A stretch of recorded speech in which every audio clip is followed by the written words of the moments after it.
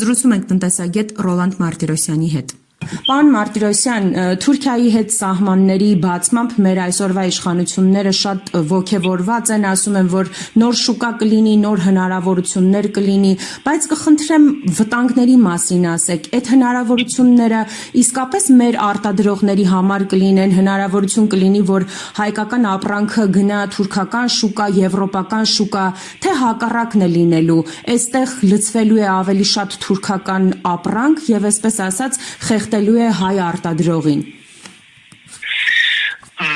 Շնորհակալ եմ հարցադրման համար։ Նախ առաջին հերթին ես որպես տնտեսագետ կողմ եմ, որ Հայաստանի Հանրապետության բոլոր 4 հարևան երկրների հետ ունենանք եւ ունենանք տնտեսական, քաղաքական եւ մշակութային եւ այլ ոլորտներով հարաբերություններ համագործակցություն գործընկերային միջավայր։ Սակայն Հայաստանի Հանրապետության այսօրվա տնտեսությունը եւ տնտեսության կառուցվածքը հնարավորություն չի տալու մեր տնտեսվարող սուբյեկտներին մրցակցել Թուրքիայից ներկրվող ապրանքների եւ ծառայությունների դիմաց։ Ինչու՞։ Այսպես թե այնպես մենք շուրջ 30 եւ ավելի տարի Թուրքիայից ապրանք ներկրում ենք այլ խողովակներով, Վրաստանի ճանապարհով կարող է լինել, Իրանի ճանապարհով կարող է լինել։ Այսպես թե այնպես մենք ներկրում ենք եւ դա բոլորս մենք տեսնում ենք հանրային խանութներում, տոնավաճառներում եւ այլն։ Խնդիրը հետեւյալի մեջ է, երբ որ հայ-թուրքական սահմանը բացվեց, միանշանակ թուրքական գործոնը Թուրքիայի կողմից արտադրված ապրանքների մեծ հոսք է լինելու Հայաստանի Հանրապետություն եւ ողողելու այո Հայաստանի Հանրապետության ողջ տնտեսությունը։ Հիմնականը թիրախային ոլորտները լինելու են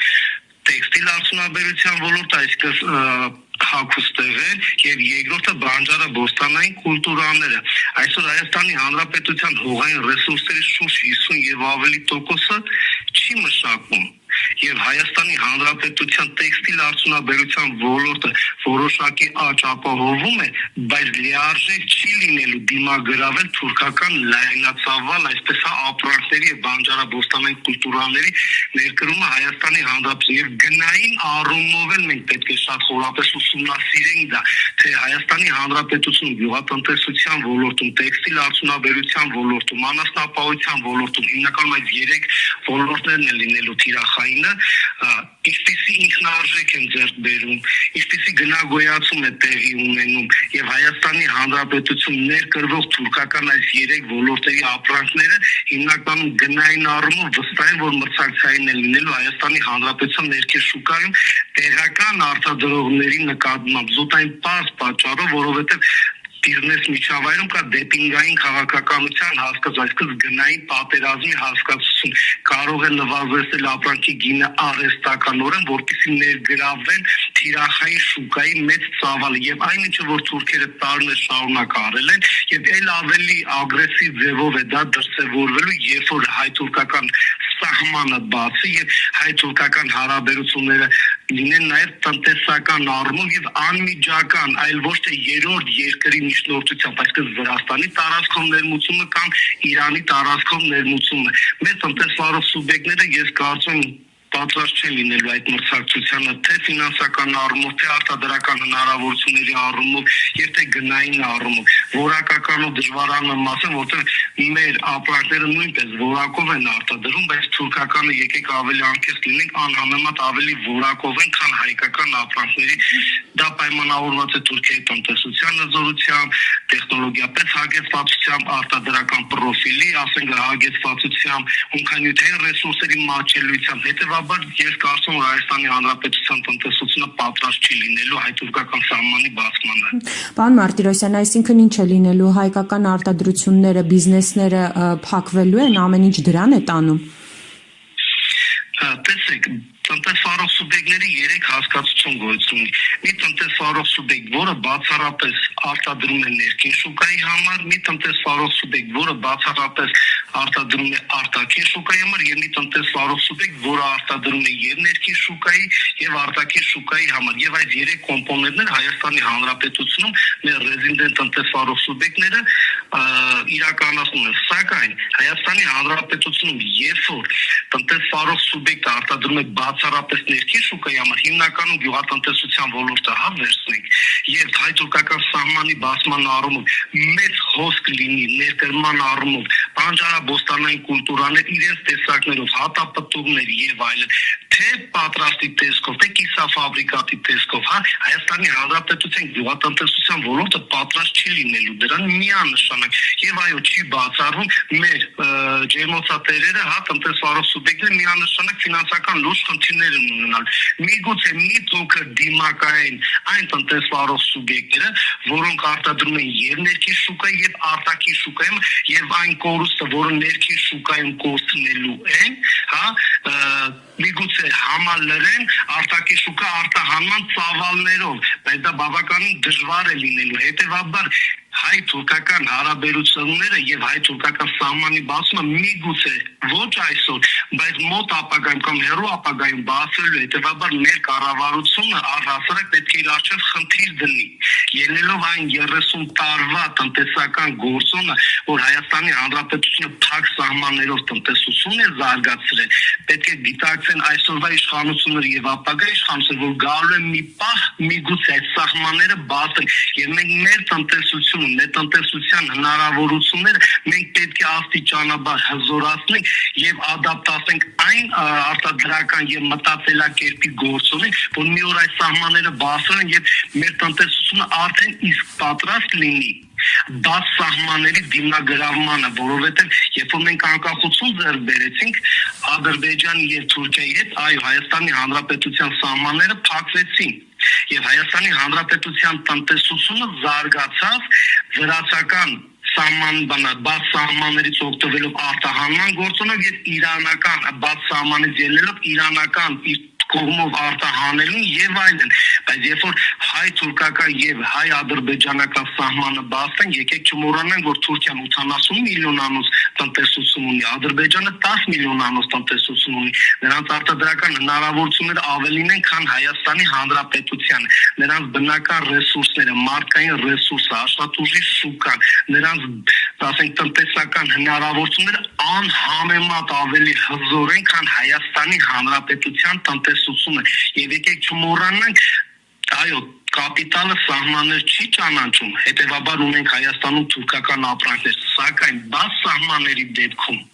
միանշանակ ագրեսիվ տնտեսական քաղաքականություն են իրականացնելու մեր տնտեսվարող սուբյեկտների նկատմամբ դեպինգային գնային պատերազմի միջոցով եւ եկեք չմոռանանք որ Թուրքիայի եւ Ադրբեջանի բաց սահմանները հատկապես Թուրքիայի հետ բաց սահմանները թուրքական գործոնը նաև այդ մարդկային մենթալիտետի պատկերացումը մենք հայ իրենք թուրք այս հակամարտությունը դարերով եկած դա նույնպես բացասական է անդրադառնում նաև տնտեսության վրա եւ տնտեսվարող սուբյեկտների վրա եւ եկեք չմոռանանք որ Հայաստանի Հանրապետության քաղաքացիները այո մենք սովոր ենք թուրքական հագուստ գնել թուրքական ապրանքներ գնել թուրքական հումքանյութային ռեսուրսներ ձեռք բերել արտադրության ոլորտում այն վերամշակել եւ ստանալ պատրաստի արտադրանք դա մի բան է բայց երբ որ սահմանը բաց է եւ մեծ հոսք է լինելու թե ֆինանսական առումով այստեղ ներդրումներ են անելու իրենց հողագործությունը միգուցե այստեղ որոշեն ստեղծել տարածքներ ձեռք բերեն եւ ջերմոցային տնտեսություն իրականացնեն տարածքներ ձեռք բերեն արտադրական ֆոնդեր կառուցեն եւ այստեղ տեղում այն ապրանքները որ այդտեղ արտադրում ներկրում ենք այստեղ արտադրեն դուք հասկանում եք երկրի ներսում թե ներմուծման առումով թե տեղում այդ նույն տնտեսական գործունեությունը իրականացնելով երկու գործոնով միանշանակ Հայաստանի Հանրապետության տնտեսվարող սուբյեկտների համար ոչ այնքան բարենպաստ է լինելու մրցակցել իր իսկ երկրում արտադրված ապրանքներով ներկրված եւ արդեն իսկ երկրի ներսում համասեռ ապրանքների արտադրության գործոնով այո որովհետեւ բաց սահմանը դա միայն չի նշանակում որ այդտեղի արտադրվածը ներմուծվում է Հայաստան եւ արդյոք դիմագրավենք իհարկե ոչ այլ նաեւ հետեւյալն է որ Հայաստանի Հանրապետությունում արդեն իսկ բիզնես կդնեն ուղղակիորեն եւ այստեղ կարտադրեն եւ անհամեմատ ավելի մաչելի կարտադրեն եւ մեր երկրի ներսում մեր արտադրված ապրանքները նույնպես ոչ մրցունակ կլինեն։ Այս երկու գործոնները շատ կարևոր է եւ տարանջատել եւ միաժամանակ միացնել։ Պարոն Մարտիրոսյան, եթե ամփոփելու լինենք, ստացվում է, որ մենք մեծ կախում ենք ունենալու թշնամի պետության շուկայից եւ դա, եթե այսպես պատկերավոր կարճ փորձենք ասել, ինչ հետևանք է ունենալու, դրա հետևանքները որոնք են լինելու, որ կրելու են ոչ միայն հայկական արտադրությունները, այլ նաև սովորական հայ սպառողը։ Շատ ճիշտ նշեցիք դուք, թշնամի երկիր, ես կարծում եմ խոսքում մատնանշեցի թուրք եւ հայ եւ այդ մենթալիտետը եւ դարավոր հայ թշնամությունը, այո, շատ ճիշտ նշեցիք, թշնամի երկիր, սակայն վերադառնանք տնտեսական գործոնին։ Տեսեք, Հայաստանի Հանրապետությունը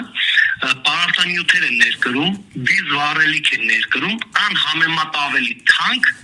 իսկ Թուրքիան իր երկրում ունի պարարտանյութերի արտադրության բավականին մեծ փորձ եւ մեծ ծավալներով արտադրում է, եւ Թուրքիայում անհամեմատ ավելի մաչելի էներգետիկ ռեսուրսների ձեռքբերումը, քան Հայաստանի Հանրապետությունում։ Հետևաբար միայն այն, որ մեր տնտեսվարող սուբյեկտները, դա կլինի հողագործության ոլորտում, տեքստիլ արդյունաբերության ոլորտում, պարենային արդյունաբերության ոլորտում, միայն այն, որ մեր երկրի ներսում ձեռք են բերում էներգետիկ ռեսուրսները, պարարտանյութերը, եւ երկրի ներսում ձևավորվում է ավելի բարձր ինքնարժեքով արտադրված ապրանքներ, իսկ Թուրքիայում այդ ապրանքները եւ նաեւ մասշտաբի էֆեկտի գործոնով Թուրքիայում ձեռք է բերվում ավելի մաչելի ինքնարժեքով այդ ապրանքատեսակները եւ ներկրման արդյունքում այո մեր տնտեսվարող սուբյեկտները չեն կարողանալու դիմագրավել սա մեկ եւ երկրորդ ինչ բացասական հետևանքներ կունենա ներքին շուկայի համար միանշանակ տնտեսական կորուստներ են ձեռք բերելու կարճաժամկետ այո դրական էֆեկտ կարող է տալ մեր Հայաստանի Հանրապետության քաղաքացիների համար մաչելի կլինեն ապրանքները այստեղ ասենք թուրքական լոլիկը ձեռք բերել, քան արարատյան դաշտավայրում աճեցված լոլիկը, բայց հեռանկարային առումով, երբ որ մեր տնտեսվարող սուբյեկտները լուրջ ֆինանսական խնդիրներ ունենան, երկրի ներսում շուկան կորցնելու արդյունքում, հատվածները սեգմենտները կորցնելու հատվածում, ֆինանսական խնդիրներ ունենալու արդյունքում չեն կարողանալու նորանոր ներդրումներ անել, արտադրության ծավալները ավելացնել, այո, աշխատուժի կրճատման գործոնը կարող է ի հայտ գալ, չի բացում, այո, գործազրկության ծավալները ավելանան եւ կարճաժամկետ էֆեկտի արդյունքում սկզբնափուլում, երբ որ մենք մաչելի ապրանքներ ձեռք կբերենք, կհաջորդի երկրորդ փուլը, երբ որ մեր տնտեսվարող սուբյեկտները կփորձեն հնարավորինս մրցակցել որոշակի գնային քաղաքականություն իրականացնել, վերանայել արտադրության ֆոնդերը ինքնարժեքը, բայց դա նույնպես կարճաժամկետ հնարավորություն կտա մեր տնտեսվարող սուբյեկտներին դիրքավորվել, բայց որքանով կհաջողվի դիրքավորվել այդ դա ժամանակը ցույց կտա եւ երկրորդը մեր կառավարությունը երբ որ ասում է սահմանները բացեցինք արդյոք պատրաստ է տնտեսվարող սուբյեկտների համար հարկային ասենք հնարավորություններ տալ, ավելի մաչելի հարկեր վճարելով, արդյոք մեր տնտեսբանը կառավարությունը պատրաստ է ֆինանսական աջակցություններ տալ, հովանավորչություն անել, քվոտաներ սահմանել թուրքական ապրանքատեսակների նկատմամբ խմբաքանակների հետ կապված, որ այդքան խմբաքանակից ավել չներկրվի Հայաստանի Հանրապետություն, որ մեր տնտեսվարող սուբյեկտները կարողանան երկրի ներսում իրացնել իրենց արտադրանքը այո քվոտաները արդյոք մաքսատուրքեր կսահմանեն անհամեմատ ավելի բարձր որ թուրքական ապրանքները որոնք ներկրվելու են Հայաստանի Հանրապետություն